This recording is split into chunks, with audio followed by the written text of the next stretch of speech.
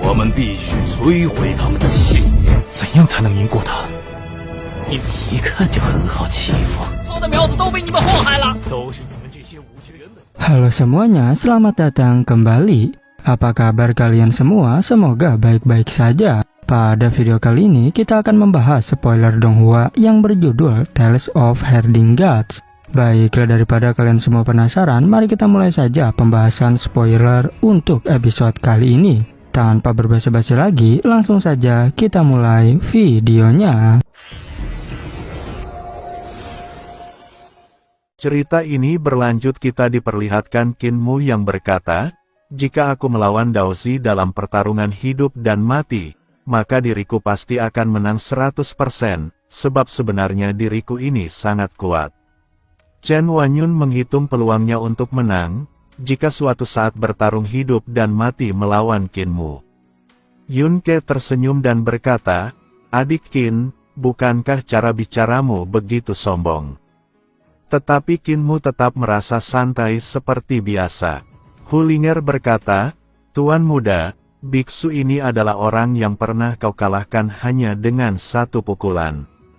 Hulinger langsung menunjuk Yun Ke dan memberitahu, biksu, bajumu masih ada di tangan tuan muda, berapa banyakkah yang mau kau bayar untuk menebusnya? Yun Ke menjawab dengan kesal, uang hanyalah benda duniawi bagi seorang biksu, aku tidak punya apa-apa sekarang, jadi kalau suatu hari aku punya uang, tentu aku akan pergi menebusnya. Hulinger tidak terlalu peduli dan berkata, kalau begitu cepatlah, sebelum tuan muda menggadaikan pakaianmu. Chen Wanyun melihat itu dengan hati yang berat, ia bergumam, aku mungkin bukan tandingannya, sebab kekuatannya terlalu hebat. Bahkan kalau dia menahan harta karun sucinya, dan tetap berada di alam 5 elemen, maka diriku tetap sulit mengalahkannya. Meskipun demikian, semakin banyak ia memperlihatkan jurusnya, maka semakin banyak pula kesempatan bagiku melihat celahnya. Aku akan terus mengamatinya, sampai suatu saat bisa menemukan kelemahannya. Teknik misteri tertinggi pra-celestial. Ini pertama kalinya, Kinmu melihat teknik yang kekuatannya sebanding dengan teknik 3 ramuan tubuh penguasa. Teknik yang dipakai Daozi Lin Xuan sangat kuat, walau tingkat kultivasinya tidak sepadat Kinmu di alam yang sama, tapi kualitas ki vital dalam tubuhnya sangat tinggi, bahkan jauh melampaui teman-temannya. Melihat energi Daozi Lin Xuan begitu murni, Kinmu sampai sulit percaya dan bertanya-tanya. Kitab Suci Iblis Surgawi Pendidikan Agung, dikenal sebagai kitab klasik yang bisa mengubah seseorang jadi dewa atau iblis. Jadi, kalau Sekte Dao punya teknik misteri tertinggi pra-celestial yang setara dengan kitab itu, berarti teknik ini benar-benar luar biasa. Sekte Dao dan Sekte Iblis Surgawi ibarat dua kutub, yang satu mewakili kebenaran, dan satunya lagi mewakili jalan iblis. Kalau biara petir agung Buddhisme ikut dihitung, maka ada 3 tempat suci terbesar. Selain 3 sekte besar itu, masih ada juga tempat-tempat suci kecil yang tidak terkenal, tapi kadang muncul dan mengejutkan dunia. Kinmu berpikir dalam hati, sekarang Daozi dari Sekte Dao sudah muncul, apakah biara petir agung juga akan datang? Kalau iya, mereka pasti akan ikut turun tangan, dan mempermalukan guru kekaisaran tanpa ragu. Pangeran kedua berjalan menuju gerbang gunung. Ling Yuxiu bertanya, kakak kedua, apa tujuanmu keluar? Pangeran kedua menjawab, aku juga seorang sarjana kekaisaran dan bangsawan, bagaimana mungkin aku tidak ikut bertarung? Mata pangeran kedua berkilat, lalu ia berkata lantang, keluarga Ling kami sudah berjuang keras untuk jadi kaisar, dan kami tidak bergantung pada pejabat sipil maupun militer, untuk memberi tahta itu pada kami. Suaranya yang kuat dan menggelegar membuat Kinmu kagum. Dalam hati ia berseru, keluarga Ling memang pantas jadi kaisar, menjadi keluarga kekaisaran yang terhormat jelas bukan kebetulan. Pangeran kedua berkata, aku cendekiawan kekaisaran bernama Ling Yusu, mengundang Daozi untuk bertukar ilmu. Pangeran kedua melangkah mendekati Daozi Lin Xuan dan membungkuk memberi hormat. Ia mengangkat kepalanya lalu bertanya, apakah kau perlu beristirahat sebentar untuk memulihkan energimu? Daozi Lin Xuan mengangguk dan berkata, bolehkan aku meminta kakak senior Ling menunggu sebentar? Daozi Lin Xuan lalu menyesuaikan diri dan memulihkan kultivasinya. Ia mulai menggunakan teknik misteri tertinggi praselestial, dan dari tengah alisnya keluar embrio roh kecil yang melayang di depannya. Di bawah embrio roh itu tampak sebuah altar misterius. Embrio roh tersebut lalu menarik dan menghembuskan napas. 5 lingkaran cahaya muncul di depan dan belakangnya, menyerap energi bintang yang kuat dari langit berbintang. 5 iblis dan dewa samar-samar muncul di bawah lingkaran cahaya, terlihat sangat menakutkan. Itu adalah penampakan dari harta karun ilahi 5 elemen. Setelah itu, 6 roda cahaya muncul mengelilinginya, membentuk penampakan harta karun ilahi 6 penjuru. Kinmu menyadari, teknik misteri tertinggi praselestial ini benar-benar luar biasa. Teknik Daozi Lin Xuan berbeda dari yang lain, lebih otentik dan menakjubkan. Kerumitannya bahkan tidak kalah dari teknik 3 eliksir tubuh penguasa. Kinmu bergumam, tak heran sekte Dao jadi nomor 1 di jalan lurus. Setelah selesai memulihkan diri, Daozi Lin Xuan berdiri, lalu membungkuk memberi salam ke pangeran kedua. Ling Yusu membalas sapaan itu, namun saat berdiri, energi vitalnya tiba-tiba meledak, bagaikan auman naga dan harimau. Semua orang di depan gerbang gunung, bisa merasakan kekuatan naga yang memancar dari tubuhnya. Pangeran kedua Ling Yusu lalu bergerak, tubuhnya lincah seperti naga, kelima jarinya terbuka seperti 5 naga. Dan 5 kinaga keluar dengan dahsyat, melesat ke udara lalu berubah, menghantam ke arah Daozi Lin Xuan. 5 jari Ling Yusu menukik ke bawah, dan 5 kinaga menyelimuti Daozi Lin Xuan. Tubuh naga-naga itu melilit dirinya, mencekik sambil membuka mulut, dan menyemburkan api sejati yang membara ke arahnya. Kecepatan mereka sangat cepat, dan tepat saat kelima naga itu menerkam, tubuh Daozi Lin Xuan sudah bergerak ke sisi mereka. Ia menggoyangkan tangannya, mengumpulkan ki menjadi pedang, dengan seekor naga yang melingkar pada pedang itu. Ia menusukkannya ke dalam perangkap 5 naga. Api sejati membakar tubuhnya, tapi Daozi Lin Xuan justru bercahaya seperti giok, api itu tidak sanggup melukainya. Pangeran kedua menusukkan pedangnya ke dalam perangkap naga, Daozi Lin Xuan mengangkat tangannya untuk menahan, dan melilit pedang naga tersebut. Pangeran kedua menghentakkan kakinya ke tanah. Bumi berguncang saat naga-naga raksasa menerobos dari bawah, menyerang ke arah Daozi Lin Xuan. Daozi Lin Xuan menghantam jebakan 5 naga itu dengan telapak tangannya dan terbang ke langit. Rambut panjangnya menyapu seperti pedang, menebas kepala naga-naga raksasa, lalu menghindari cahaya pedang yang melesat dari bawah. Sekolah mantra, Kinmu terkejut. Serangan pangeran kedua semuanya adalah cara bertarung aliran sihir, tapi sama ganas dan sombongnya dengan teknik bertarung yang tajam dan kuat. Mampu melancarkan mantra dengan kekuatan dominan seperti ini benar-benar luar biasa. Ini pertama kalinya Kinmu melihat gaya bertarung seperti ini. Kinmu berkata pada Ling Yusiu, bahwa teknik bertarung keluarga kekaisaranmu benar-benar kuat. Ling Yusiu tersenyum bangga, dan ia menjawab, tentu saja. Ia memberitahu, jika kakak keduaku menguasai teknik Raja 9 Naga, teknik itu tidak kalah dari teknik misteri tertinggi praselestial milik Sekte Dao. Selain itu, kakak keduaku punya jabatan resmi, Jenderal Kavaleri Jelajah peringkat kelima. Pangeran kedua melayang di udara. 2 kinaga membentuk wujud naga di bawah kakinya, sambil meliuk, mereka berlari di udara menuju Daozi Lin Xuan. Keahliannya luar biasa, sampai membuat semua orang terpesona. Hal ini tidak mengherankan, karena Akademi Kekaisaran dibangun di pusat berkumpulnya 9 pembuluh darah naga, jadi Ki 9 naga di sana sangat padat. Selain itu Pangeran kedua adalah anggota keluarga Kekaisaran, jadi dia meminjam Ki naga untuk berkultivasi. Akademi Kekaisaran mungkin tanah suci untuk orang lain, tapi baginya itu tanah suci di atas tanah suci. Dengan menyerap Ki naga, ia bisa berlatih 2 kali lebih cepat. Ki vitalnya begitu kuat, dan tidak tampak melemah meski sudah melancarkan mantra sehebat itu. Inilah kelebihan dari teknik Raja 9 Naga. Qin Mu melihat sejenak lalu berkata, jika pangeran kedua akan kalah. Jantung Ling Yuxiu berdebar kencang, dan tiba-tiba duel di udara berakhir. Pangeran kedua Ling Yuxiu menerima serangan balik dari Dao Zilin Xuan. Dao Zilin Xuan melancarkan mantra untuk melawan, dan kekuatan mantranya dari seni ilahi Sekte Dao, yang tidak lebih lemah dari teknik Raja 9 Naga.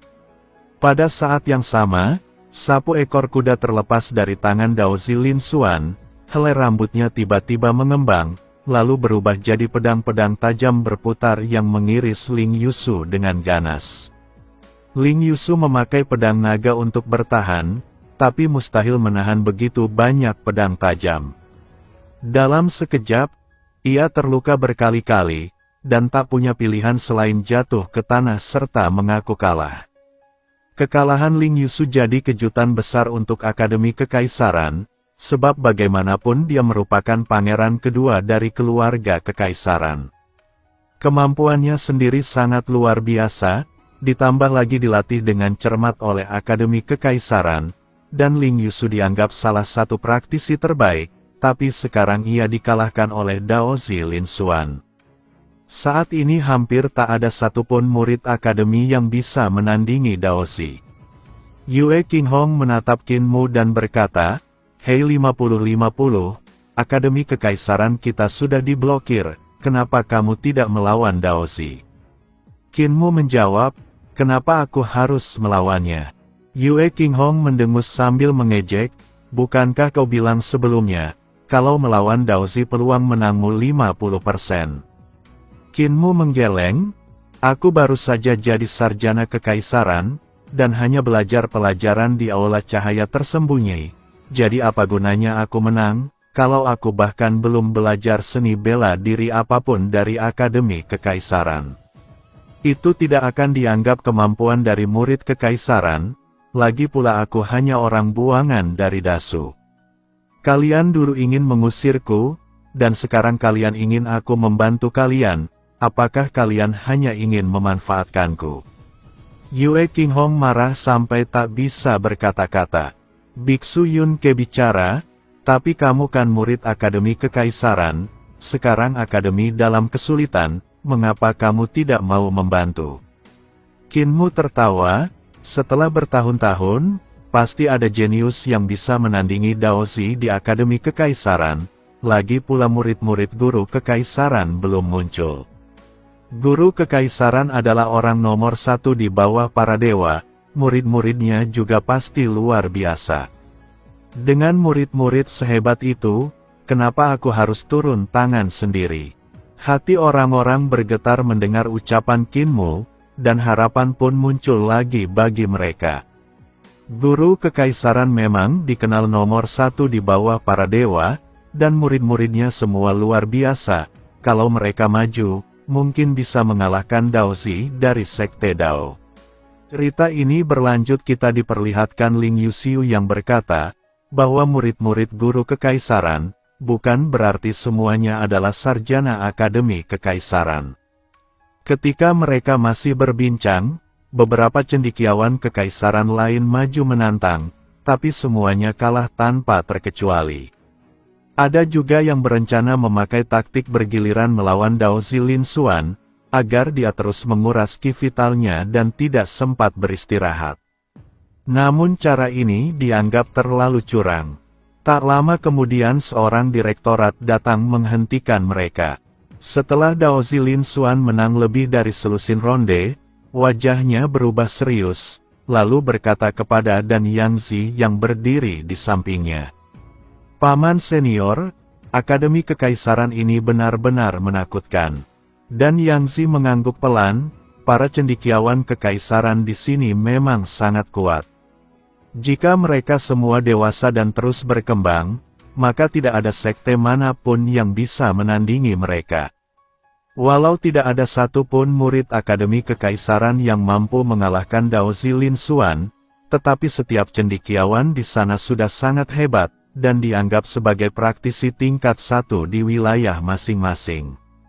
Yang paling menakutkan, adalah fakta bahwa murid kuat semacam itu, ada di mana-mana di Akademi Kekaisaran. Sekte besar seperti Sekte Dao, mungkin bisa melahirkan 1 atau 2 tokoh luar biasa seperti Daozi, tapi mereka tidak punya banyak praktisi kuat seperti Kuping dan Kun Ziyu. Berbeda dengan Akademi Kekaisaran, di sana praktisi hebat ada di mana-mana, dan itu benar-benar menakutkan. Tatapan Daozi Lin Xuan melewati kerumunan orang lalu berhenti pada Qinmu. Qinmu seolah merasakan sesuatu. Ia menatap balik sambil tersenyum tipis sebagai tanda terima kasih. Lin Xuan juga tersenyum namun dalam hatinya bingung, bukankah di Akademi Kekaisaran ada begitu banyak orang hebat, tapi kenapa dia tidak mau menantangku? Puncak Gunung Giok, Aula Pembelajaran Tertinggi. Semua Direktorat Aula, Kanselir Kekaisaran, dan Sekretaris Akademi Kekaisaran hadir.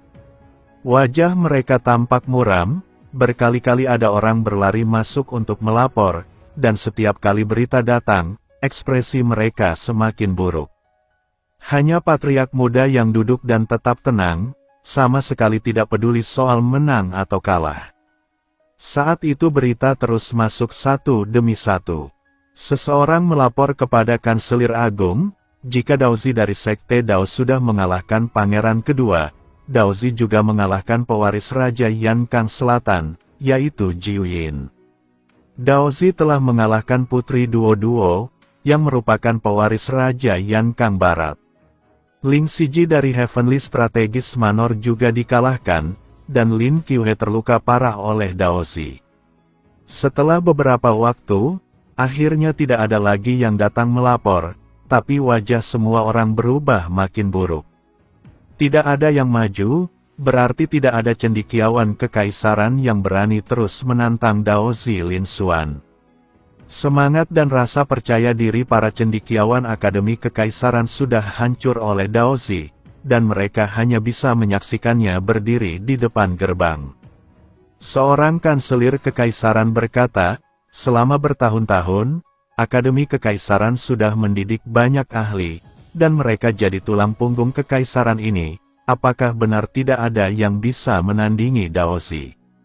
Seorang direktorat menggelengkan kepala dan menjawab, ada 3-5 jenius selama bertahun-tahun ini, kekuatannya tidak kalah dengan Daozi dari Sekte Dao.